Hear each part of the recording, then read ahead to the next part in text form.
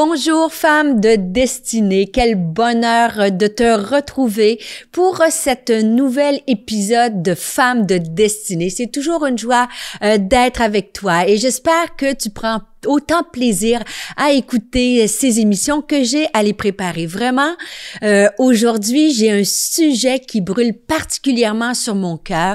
Nous allons parler du succès. Et je ne sais pas si tu es comme moi, mais moi, j'aime le succès. Hein? Je pense que chacune d'entre nous, si on est honnête, personne aime beaucoup l'échec, bien que l'échec fait partie de la vie et ça fera l'objet d'une future capsule.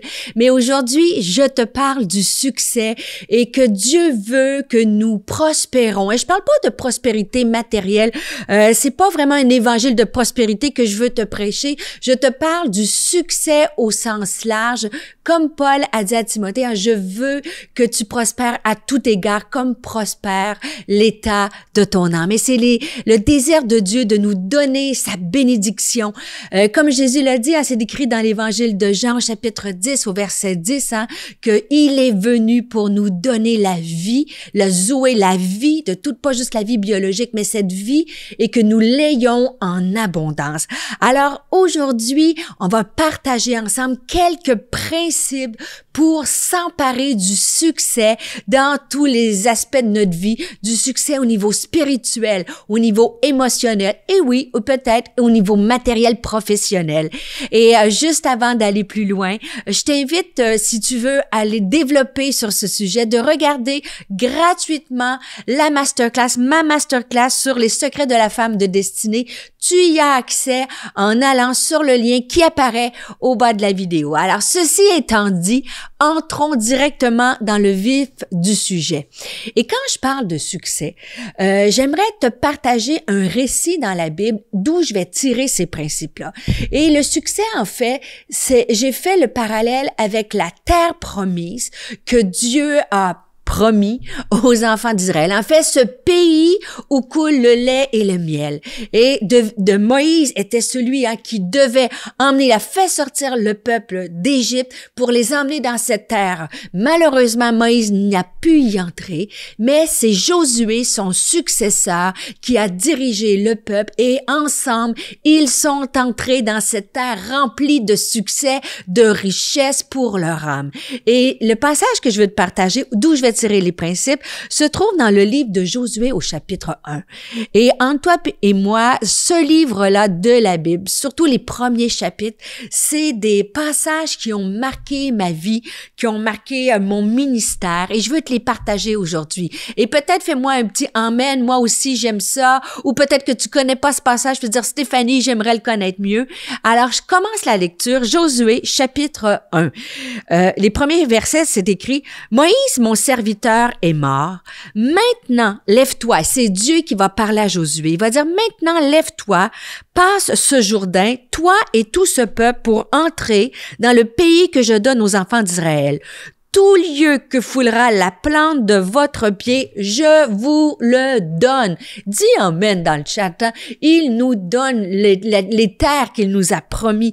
Comme je l'ai dit à Moïse. Et regarde si c'est beau la suite du texte. Nul ne tiendra devant toi tant que tu vivras. Je serai avec toi comme j'ai été avec Moïse. Je ne te délaisserai point, je ne t'abandonnerai point. Fortifie-toi et prends courage. Et juste avant de développer, je veux m'arrêter un instant et te le dire de tout mon cœur. Dieu a une terre promise pour toi. Et il te dit, ne crains rien, je ne t'abandonne pas, fortifie-toi. Et j'espère que cette capsule est là pour te fortifier, car je vais te faire entrer dans cette destinée-là. Il va dire par la suite, hein, fortifie-toi seulement et aie bon courage en agissant fidèlement selon toute la loi de Moïse, mon serviteur t'a prescrite. Ne t'en détourne ni à droite ni à gauche, et c'est alors que tu réussiras dans tout ce que tu entreprendras. Et on voit que cette terre promise, on peut faire un parallèle aujourd'hui. Quelle est ta terre promise pour toi? En fait, la terre promise peut représenter une situation, en fait, la victoire que tu attends dans une situation. Peut-être que c'est un contrat au niveau personnel, peut-être que c'est une admission à l'université, peut-être que c'est une victoire dans ton mariage, dans la vie de tes enfants. C'est peut-être représenter une victoire que tu attends. Ça peut représenter aussi l'accomplissement d'une promesse. Peut-être que tu écoutes cet épisode et Dieu t'a fait une promesse et tu attends encore. Et je te dis, accroche-toi, fortifie-toi. Bonjour, ici Luc Dumont. Si tu es béni et inspiré par ces émissions et que tu veux nous aider à diffuser encore davantage ce message, eh bien, deviens aujourd'hui un partenaire d'Exponentiel TV. C'est simple, tu vas dans le lien qui apparaît dans la description de cette vidéo et tu rejoins la communauté des activateurs de destinée. De retour à l'émission. Qu'est-ce que c'est la terre promise? Ça peut être aussi la réalisation du plan de Dieu pour ta vie. Dieu a des projets de paix pour ta vie et il veut te guider dans cette destinée-là. Et lorsqu'on regarde ce passage-là, on voit les intentions de Dieu. Dieu va énoncer la promesse, va leur faire une promesse. Mais dans l'état où ils sont, alors qu'ils reçoivent la promesse, ils sont face à un Jourdain. Et malheureusement, pour entrer dans notre terre promise, dans le succès, dans la bénédiction, bien souvent, nous faisons face à un Jourdain. Qu'est-ce que c'est un Jourdain? C'est des impossibilités. C'est un obstacle aux prodiges et aux miracles et aux promesses de Dieu. Est-ce que tu es, alors que tu écoutes cette capsule, est-ce que tu es face à un Jourdain? Est-ce que, écris-moi peut-être si tu as le goût, tu sais, ici c'est une communauté et je veux te remercier de tous les commentaires. Beaucoup, vous êtes plusieurs à commenter. Et j'aime vous lire, ça nous rapproche ensemble. Et peut-être tu dis, oui Stéphanie, moi, je veux le succès, je veux la bénédiction, mais aujourd'hui, je suis face à un Jourdain. Alors, tu peux m'écrire quel est ton Jourdain, mais je t'encourage à prendre des notes parce que je vais te donner quelques principes pour voir ton Jourdain ouvrir. Tu sais, on entend souvent l'adage, l'obstacle, c'est le chemin. Bien rarement que nous pouvons atteindre le succès ou avoir la bénédiction sans passer par le Jourdain, sans passer par des obstacles. Tu n'es pas la seule. Et le peuple d'Israël est à cet endroit-là avant la promesse. Et on va voir les clés dans la suite du passage. Je t'invite, je vais te lire la suite du récit en Josué chapitre 3, versets 1 à 5. C'est écrit, « Josué s'étant levé de bon matin, partit de Sittim avec tous les enfants d'Israël. Ils arrivèrent au Jourdain et là, ils passèrent la nuit avant de le traverser. Au bout de 3 jours, les officiers parcoururent le camp et donnèrent cet ordre au peuple. Lorsque vous verrez l'arche de l'alliance de l'Éternel, votre Dieu, portée par les sacrificateurs, les Lévites, vous partirez du lieu où vous êtes et vous vous mettrez en marche après elle. Elle vous montrera le chemin que vous devez suivre, car vous n'avez point encore passé par ce chemin. Josué dit au peuple, « Sanctifiez-vous, car demain, l'Éternel fera des prodiges au milieu de vous. » Et la fin de ce passage-là, le verset 5, c'est tellement fort. Et je veux le dire à quelqu'un qui a besoin de l'entendre. La Bible nous dit, elle vous montrera le chemin. L'arche de l'alliance représente la présence de Dieu. Et ça dit, Dieu va vous montrer le chemin, car vous n'avez point encore passé par ce chemin. Je crois que tu es en train d'écouter cette capsule-là et Dieu veut te dire qu'il y a un chemin nouveau pour toi en 2024. Et il y a un chemin que tu n'as jamais traversé. Et comme le dit dans Ésaïe, il va faire quelque chose de nouveau qui est sur le point de s'accomplir. Prends-le pour ta vie, saisis-le. Peut-être partage la capsule avec quelqu'un qui a besoin de saisir cette promesse-là. Il y a un nouveau chemin que Dieu veut te faire marcher cette année. Il va te surprendre. Et c'est exactement ce qui va se passer. Et le principe, comment ils ont vu le miraculeux, en fait, j'ai fait une équation mathématique avec les principes que je veux partager. Si tu prends des notes ou peut-être tu peux réécouter la capsule, mais l'équation mathématique tirée de ce passage-là, c'est la confiance en Dieu plus l'obéissance à Dieu déclenche la puissance de Dieu. Je le redis, la confiance en Dieu plus l'obéissance à Dieu déclenche la puissance de Dieu. Si tu veux voir le miraculeux, si tu veux voir le succès dans ta vie, tu dois placer ta confiance en Dieu. Dieu est avec toi dans la traversée de ton Jourdain. Ça dit, verset 3, vous vous mettrez en marche après elle. L'Arche de l'Alliance, c'est la présence de Dieu. Et aujourd'hui, par le Saint-Esprit, par Dieu qui parle encore aujourd'hui, il faut que tu lui fasses confiance si tu veux voir ton Jourdain s'ouvrir. Et lorsqu'il y a eu, juste avant la pandémie, j'ai fait un voyage missionnaire avec Pasteur Sonia Masso, dont on a fait une capsule ensemble, et on est allé aux Philippines. Et alors qu'on avait travaillé pendant plusieurs jours, et on avait travaillé vraiment fort. Il est arrivé après 6 jours de mission. Pasteur Sonia a dit, on va aller prendre quelques jours de repos. Et pour moi, le repos, c'était aller à l'hôtel et prendre un petit cocktail, vois-tu? Mais en fait, elle nous a emmenés faire des sauts dans des cascades d'eau, dans des chutes d'eau. Mais pour avoir accès à cet endroit qui était paradisiaque, il fallait prendre une tyrolienne, un zipline, une espèce de corde qui était reliée d'un côté à l'autre d'un ravin et le ravin faisait plusieurs mètres de profondeur. Et là, toutes les filles ont dit « Oh, c'est cool » et ils ont commencé à traverser, à embarquer dans le harnais de la tyrolienne et ils ont traversé l'autre côté. Mais moi, j'avais une peur bleue, j'avais peur des hauteurs et je me suis dit, tu sais, le système avait l'air un peu chaotique. Moi, je me disais certaine, ça tenait avec 2 poulies. Je me dis, si on embarque là-dessus, ça peut tomber, on va se retrouver dans le fond du ravin et j'avais peur. Et là, à un moment donné, j'étais la dernière et là, il fallait que je traverse et j'étais en train de faire perdre le temps à toute l'équipe.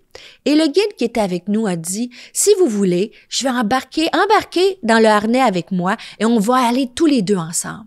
Et là, j'ai pris mon courage à 2 mains et j'ai fait confiance au guide. Et j'ai embarqué avec toute la peur. Et là, j'ai commencé à partir et finalement, on est allé tout doucement. Je survolais les hauteurs et je suis arrivée saine et sauve de l'autre côté. Et là, j'étais tout fière de moi. Et le Seigneur, c'est comme si une voix est venue dans mon cœur. Et le Seigneur m'a dit, fais-moi confiance. Tu n'es pas seul pour aller sur un chemin inconnu. Je vais t'amener de l'autre bord. Alors, prends cette illustration-là pour toi. Si tu veux voir ton Jourdain s'ouvrir, fais confiance à Dieu. Ne crains pas, crois. Prends cette promesse de Josué chapitre 1 pour toi. La deuxième clé, j'ai dit, la confiance en Dieu plus l'obéissance à Dieu déclenche la puissance de Dieu. La deuxième clé, c'est l'obéissance.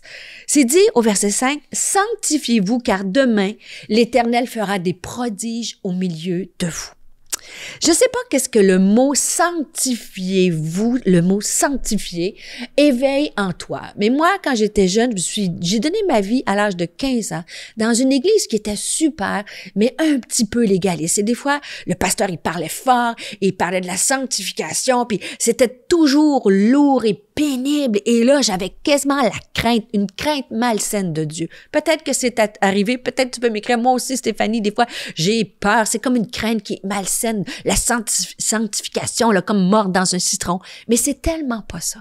Dieu est en train de dire, enlevez de votre vie des choses qui vous nuisent si vous voulez voir le miraculeux. Il a dit, sanctifiez-vous car demain je vais faire des prodiges, car demain je vais faire le miraculeux.